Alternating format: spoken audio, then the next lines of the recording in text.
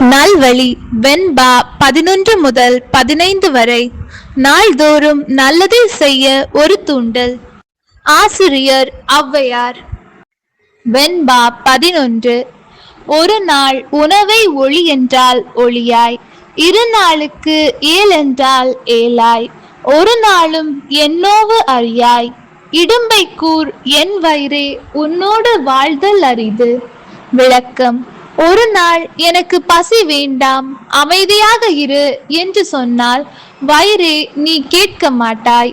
சரி, உணவு அதிகமாக கிடைக்கிறது, ஆகையால் 2-3 நாட்களுக்கு தேவையானவற்றை இன்றே நிரப்பிக்கொள் என்றால் அதையும் செய்ய மாட்டாய். நாள் தவறாமல் ஒவ்வொரு வேளையும் உன்னை நிரப்புவதே பெரும் வேலையாக இருக்கிறது.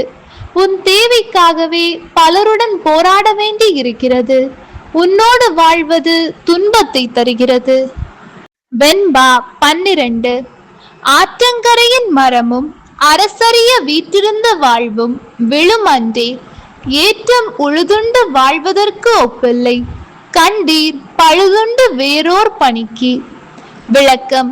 ஆற்றங்கரையில் உள்ள மரம், அரச வாழ்க்கை, போகம் ஆகியவை நிலையில்லாமல் அழிந்துவிடும். உழுதுண்டு வாழும் வாழ்வை விட மேலான வாழ்க்கை வேறு ஒன்று இங்கு இல்லை. மற்ற வேலை அனைத்தும் உழவை விட குறைவானவைதான். வெண்பா 13. ஆவாரை யாரே அழிப்பர், அதுவன்றி சாவாரை யாரே தவிர்ப்பர், ஓவாமல் ஐயம் புகுவாரை யாரே விளக்குவார் மெய்யம் புவியதன் மேல். விளக்கம். வாழ வேண்டும் என்று விதி உடையவரை என்ன முயற்சி செய்தாலும் எவரும் கொல்ல முடியாது. அதுபோல் இறக்க வேண்டும் என்று விதி உடையவரை யார் தடுத்தாலும் வாழ வைக்க முடியாது. எத்தனை முயற்சி செய்தாலும் முன்னேற்றம் அடையாமல் பிச்சை எடுக்க வேண்டும் என்ற விதி உடையவரை யார் காப்பாற்ற முடியும்? இதுதான் இந்த பூமியில் கண்கண்ட உண்மை. ஒருவரை காப்பாற்றவோ அழிக்கவோ விதியை தவிர வேறு ஒருவராலும் முடியாது.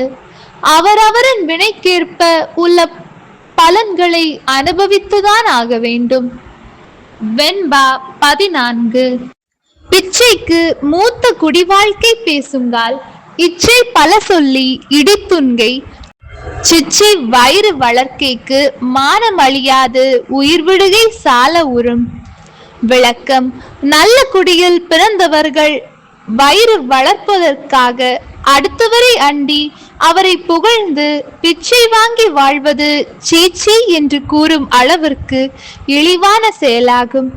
இப்படி மானம் விட்டு உயிர் வாழ்வதை விட இறப்பது மேல். வெண்பா 15. சிவாய நம என்று சிந்தித்திருப்போருக்கு அபாயம் ஒரு நாளும் இல்லை. உபாயம் இதுவே. மதியாகும் அல்லாத எல்லாம் விதியே மதியாய் விடும். விளக்கம். சிவாய நம என்று கூறும் 5 எழுத்து மந்திரமே விதியை வெல்லும் உபாயமாகும். அவர்களுக்கு அபாயம் ஒரு நாளும் இல்லை. இதை தவிர நாம் மதி, அறிவு என்று நினைக்கும் அனைத்து விஷயங்களும் விதியின் வழியிலேதான் செல்லும். நன்றி.